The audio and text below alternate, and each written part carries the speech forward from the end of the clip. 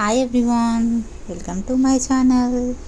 ఈరోజు ఈ వీడియోలో పిల్లలకి ఎంతో ఇష్టమైన ద్రాక్ష పండ్ల రసంతో జ్యూస్ని ఎలా తయారు చేసుకోవాలో చూపిస్తాను. ఈ జ్యూస్ తయారు చేసుకోవడానికి ముందుగా ద్రాక్ష పండ్లను తీసుకోవాలి.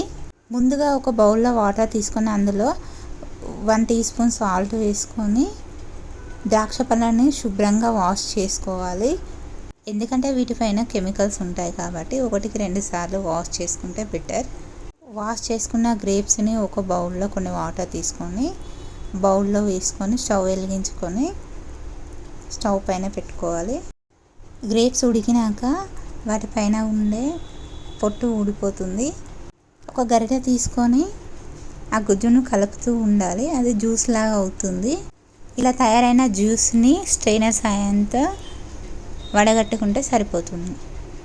ఇందులోకి షుగర్ లేదా హనీని యాడ్ చేసి పిల్లలకు ఇవ్వచ్చు, లేదా నానబెట్టిన సబ్జా గింజలను కూడా యాడ్ చేసుకోవచ్చు. ఇందులో పిల్లలకు ఎంతో ఇష్టమైన ద్రాక్ష పండ్ల రసం ఎలాంటి ప్రిజర్వేటివ్ కెమికల్స్ లేకుండా ఇంట్లోనే తయారు చేసుకోవచ్చు.